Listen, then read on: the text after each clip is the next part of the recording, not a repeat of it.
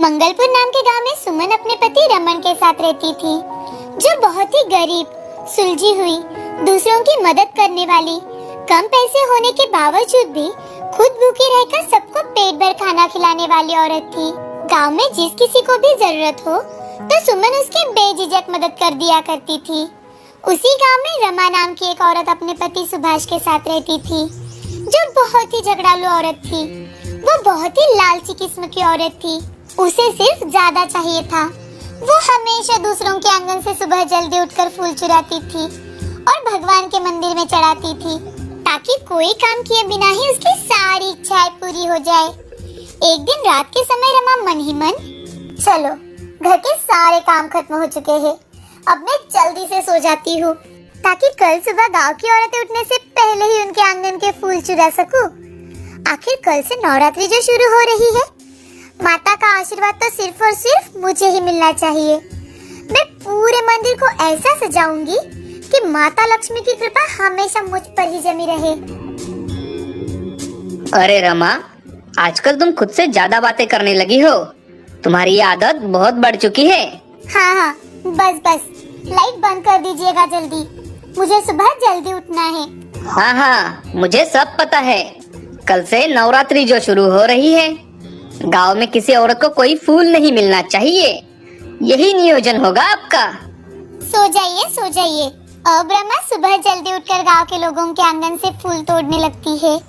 वो फूल तोड़ते वक्त जरा भी नहीं सोचती थी कि पेड़ की डालियां टूट रही है या फिर पौधा खराब हो रहा है।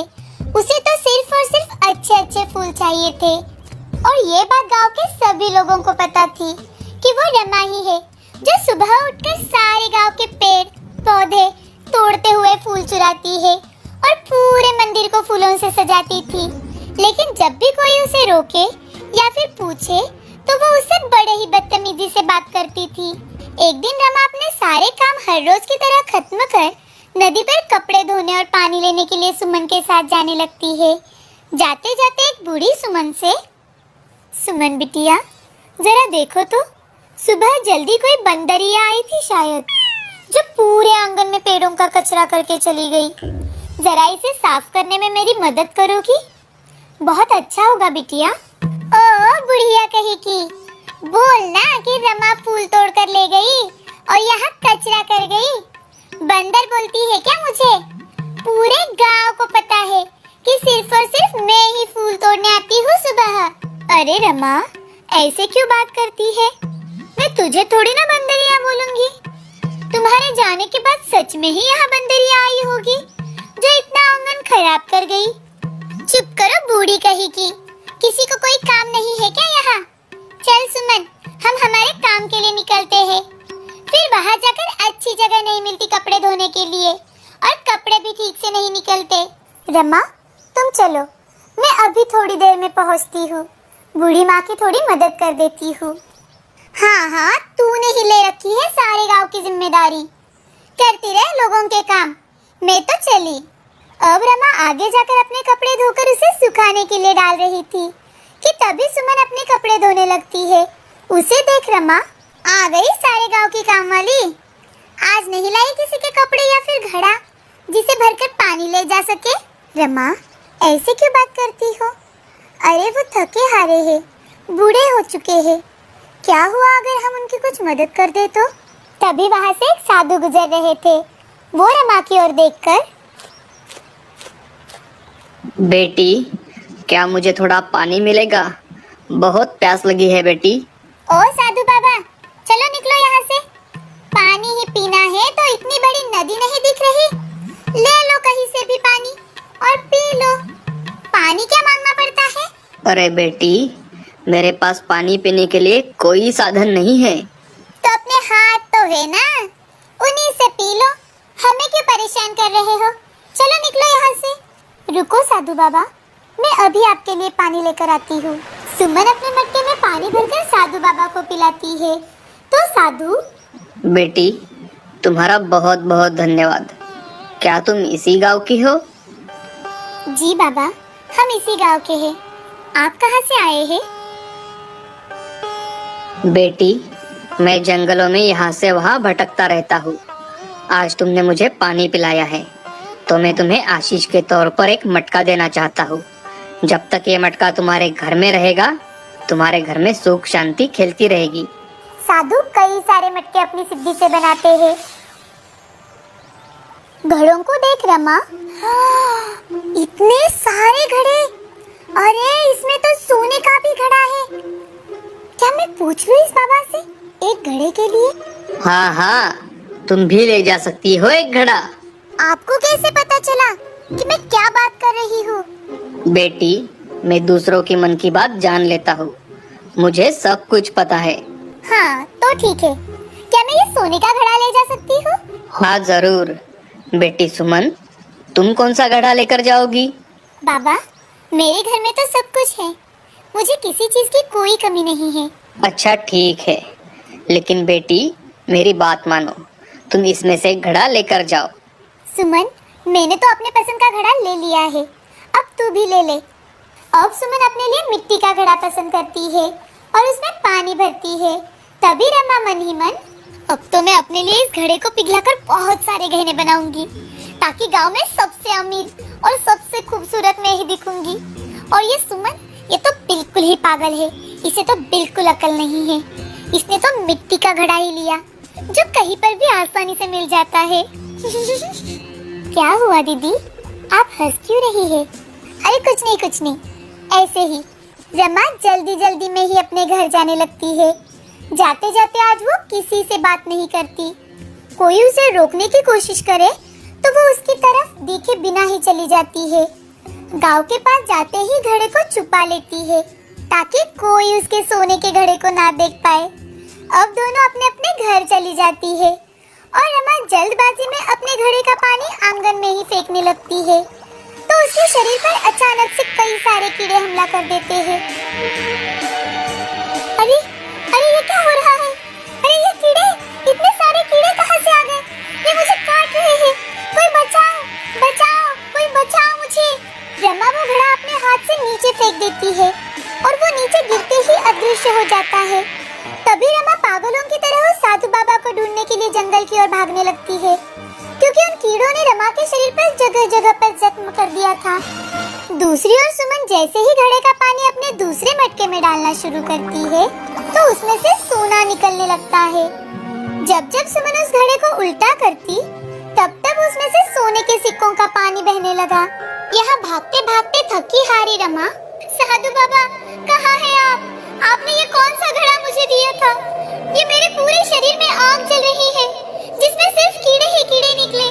तभी आकाश में साधु का चित्र बन जाता है और वो रमा से, रमा, वो पाप का घड़ा था जो तुमने खुद चुना था अपने लिए, और सुमन ने पुण्य का घड़ा चुना था, इसलिए उसका घर सोने से भर चुका है। अब रमा को अपनी गलती का एहसास हो जाता है और अपनी बदतमीजी से की जाने वाली बातें याद आती है।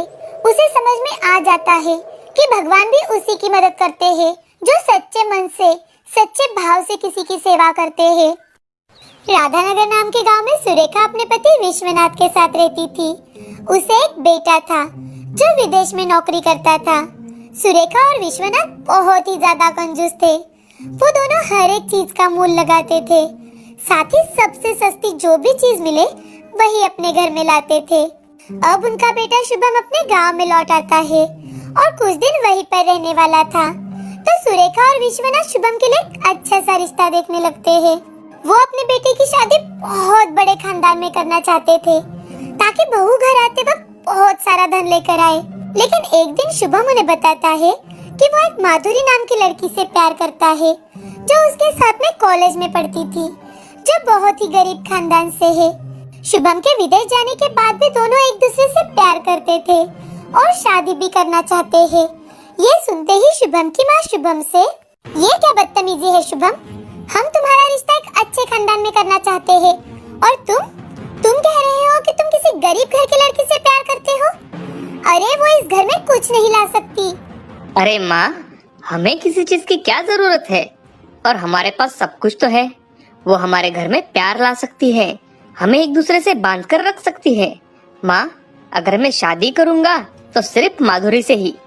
अरे बेटा जरा सोचो तो, अमीर घर की लड़की अगर हमारे घर में आएगी तो वो सोना, चांदी, पैसा सब कुछ लेकर आएगी।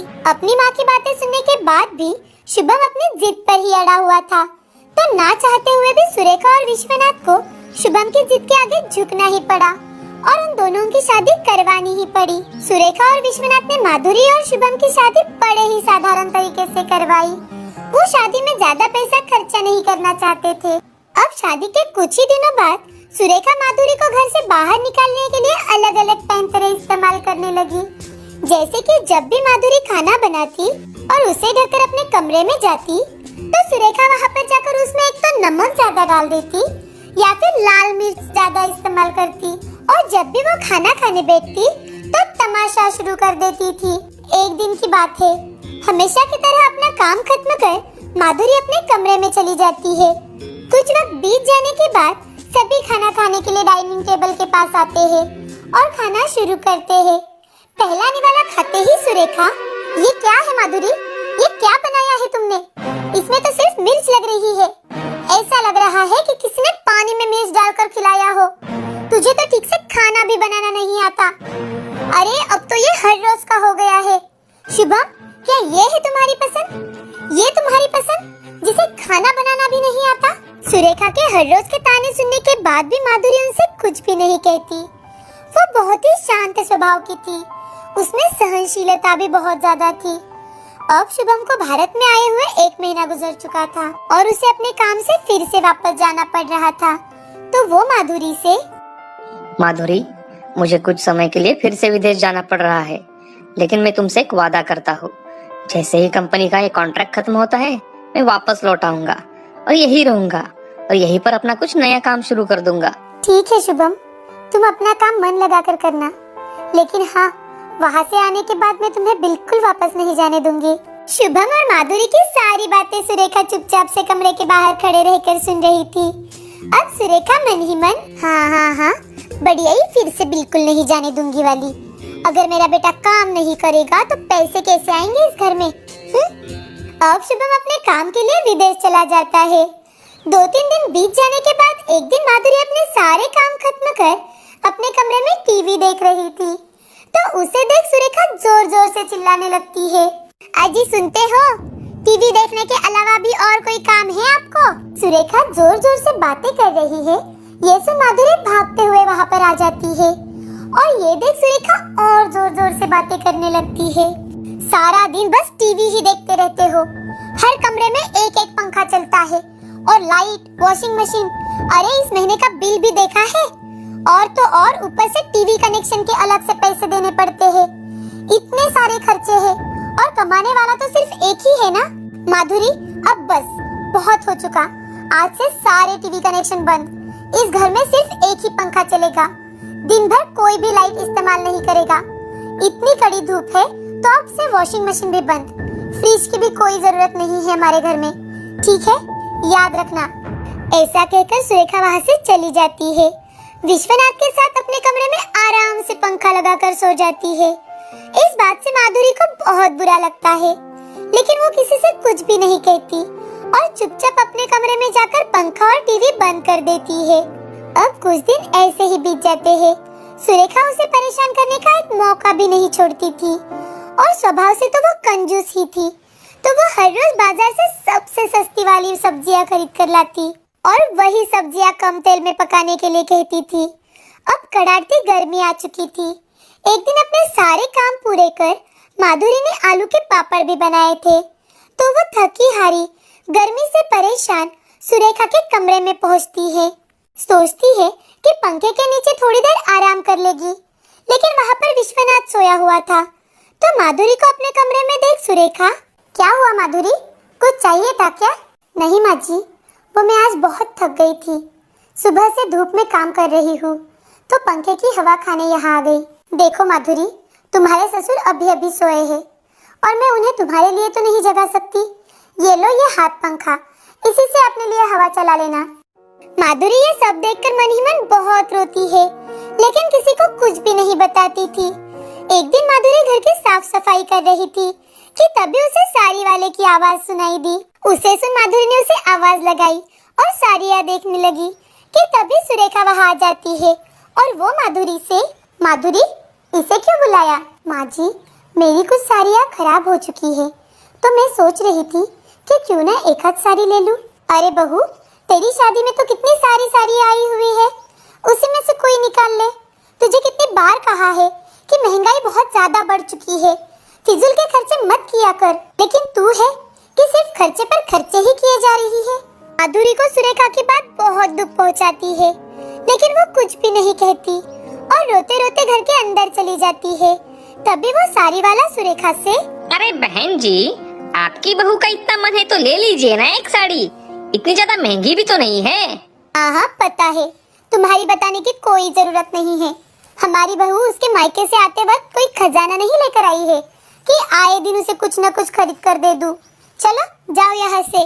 अब कुछ दिन ऐसे ही बीत जाते हैं। एक दिन माधुरी की माँ माई उसे मिलने के लिए माधुरी के ससुराल में आती है। उन्हें देख सुरेखा मन ही मन, हे प्रभु, पता नहीं इतनी महंगाई में यहाँ पर क्यों आई होंगी। माधुरी की माँ आते वक्त खूब सारे फल, ताजी सब्जियाँ और कुछ लड्डू लेकर आई थी।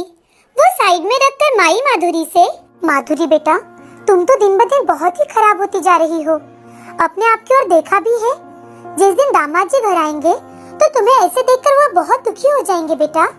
माँ, क्या बताऊँ तुम्हें, ये मेरी सास बहुत ही ज्यादा कंजूस और घमंडी है। वो घर में दिन हो या रात पंखा भी नहीं चलाने देती। पूरा दिन काम कर कर के थक जाती हूँ माँ, और बाजार से सबसे सस्ती वाली सब्जियाँ उठा कर लाती है, और फल वो तो कभी नहीं आते हमारे घर में। माधुरी की सारी बातें सुरेखा ने सुन ली तो वो आगे आकर, देखिए समधन जी, अगर आपको कोई ऐतराज हो तो आप आपकी बच्ची को यहाँ से लेकर चले जा सकते हैं, नहीं तो आप ही उसके लिए फल और ताजी ताजी सब्जियाँ लेकर आइएगा। जी वो तो मैं अपने गांव से ही लेकर आई हूँ, ये लीजिए। सुरेखा फल और सब्जियों की थैली लेकर किचन में चली जाती है और उसमें से एक फल निकाल कर खाने लगती है और मन ही मन, वाह वाह वाह वाह वाह, कितने दिन बीत चुके हैं कि मैंने एक फल भी नहीं खाया। ये तो कितने रसीले लग रहे हैं, मैं अभी इसे खा लेती हूँ। सुरेखा किचन में जाकर एक फल खा रही थी और यहाँ माधुरी अपनी माँ से, माँ मैं बहुत परेशान हूँ, लेकिन आखिर ये मेरा ही तो घर है ना माँ। अब माधुरी से कुछ बातें कर माई अपने घर लौटने के लिए निकल रही थी कि तभी सुरेखा, अरे आप इतनी जल्दी निकल रही है, बैठिए ना कुछ देर और। वो क्या है ना कि चाय बना रही थी, लेकिन चाय की पत्ती ही खत्म हो चुकी है घर में से। कोई बात नहीं समधन जी, मैं चलती हूँ। अब ऐसे ही 6 महीने गुजर चुके थे। शुभम अपने देश में वापस लौटने वाला था कि अचानक से काम करते करते एक दिन माधुरी को चक्कर आ जाता है और वो नीचे गिर जाती है। तो उसे बेड पर लिटाकर सुरेखा डॉक्टर को कॉल करती है और उन्हें वहीं पर बुलवाती है। अब डॉक्टर सुरेखा से, अरे माँ जी, इनके शरीर में तो विटामिन और कैल्शियम की बहुत कमी है, इसलिए इन्हें ये चक्कर आ रहे हैं। डॉक्टर साहब, अब इसके इलाज में कितने रुपए खर्च होंगे? 1000-2000 रुपए की दवाइयाँ हो जाएगी माँ जी। डॉक्टर के बाहर जाते ही सुरेखा मन ही मन, अरे अगर मैं इस पर 1000 से 2000 रुपए खर्चा करूंगी तो कैसे चलेगा, हमारा तो पूरा बजट ही बिगड़ जाएगा। मैं ऐसा करती हूँ कि मैं इसे घर के नुस्खे इस्तेमाल करके ही अच्छा कर देती हूँ। अब सुरेखा माधुरी को बहुत सारा पानी पिलाने लगी और खाने में वैसी ही रोज की तरह सस्ती वाली सब्जियाँ, सस्ते वाले फल वही लाकर खिलाने लगी। लेकिन माधुरी की तबीयत दिन ब दिन खराब ही होती जा रही थी कि तभी एक दिन शुभम घर वापस लौटता है। वो घर आते वक्त बहुत ज्यादा खुश था, लेकिन सुरेखा और विश्वनाथ बाजार में गए हुए थे। माधुरी घर में अकेली ही थी और माधुरी को बीमार देख वो बहुत दुखी हो जाता है। वो माधुरी से, अरे माधुरी, ये सब क्या है? तुम कितनी खराब हो चुकी हो? तुम्हारी तबीयत को क्या हुआ है? और माँ पिताजी कहाँ है? तुम्हें इस हालत में रखकर वो कहाँ चले गए? शुभम को घर आया देख माधुरी जोर जोर से रोने लगती है और उसके पास जाने की कोशिश करने लगती है, लेकिन वो अपनी जगह से उठ भी नहीं पाती। ये देख शुभम उसके पास जाकर बैठता है। तभी माधुरी शुभम से, जी वो माँ जी और पापा जी बाहर बाजार गए हैं। अब माधुरी रोते रोते शुभम को सारी बात बताती है। शुभम उसे तुरंत ही अस्पताल लेकर जाता है और उस पर इलाज करवाना शुरू करता है। यहाँ सुरेखा और विश्वनाथ घर आते हैं और माधुरी को देखने लगते हैं। तभी शुभम अस्पताल से घर लौटता है। शुभम को सामने खड़ा देख सुरेखा और विश्वनाथ डर जाते हैं और शुभम अपनी माँ से, अरे माँ, माधुरी कहाँ है? मैं आप सबके लिए बहुत सारी चीजें लेकर आया हूँ। शुभम घर आते ही माधुरी के बारे में पूछ रहा है। ये सुन सुरेखा और विश्वनाथ बहुत डर जाते हैं। वो शुभम से, बेटा वो हम बाजार गए थे, माधुरी घर पर ही थी और पता नहीं अब कहाँ चली गई, हम उसी को ढूंढ रहे हैं। माँ, पिताजी, आप दोनों उसे बीमारी की हालत में छोड़कर बाजार में चले गए। क्या आप उसका अच्छे अस्पताल में इलाज नहीं करवा सकते थे? आपको पता भी है माधुरी को आज आईसीयू में रखा गया है। उसकी तबीयत बहुत ज्यादा खराब हो चुकी है। डॉक्टर ने उसके बचने की भी आशंका बताई है। पता नहीं आपका ये घमंड, आपकी ये कंजूसी कब खत्म होगी। अगर मेरी माधुरी को कुछ हुआ ना तो ये समझ लेना कि आपका बेटा भी इस दुनिया में नहीं है। फिर कभी मुझसे मिलने की भी कोशिश मत करना, मुझसे बात भी मत करना तुम। शुभम के ऐसे कहते ही सुरेखा और विश्वनाथ की आंखें खुल जाती है। उन्हें अपनी गलती का एहसास हो जाता है। अब वो दोनों शुभम से माफी मांगते हैं और अस्पताल जाकर माधुरी के लिए दुआ भी करते हैं, साथ ही उसकी सेवा भी करते हैं।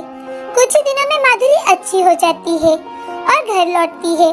तब सुरेखा माधुरी से, माधुरी हमें माफ कर देना बेटा, मैंने तुम पर बहुत ज्यादा जुल्म उठाए हैं, लेकिन तुमने आज तक उफ तक नहीं किया। हमने हमेशा कंजूसी की, साथ ही हमें इस बात का बहुत ज्यादा घमंड था कि हमारा बेटा विदेश में काम करता है और उसे बहुत सारी तनख्वाह मिलती है। हमारी कंजूसी और घमंड के कारण ही हमने हमारे घर की लक्ष्मी से एक काम वाली की तरह बर्ताव किया। इसीलिए हमें माफ कर देना बेटा। आज के बाद जैसा शुभम हमारे लिए है, वैसे ही तुम भी हमारी बेटी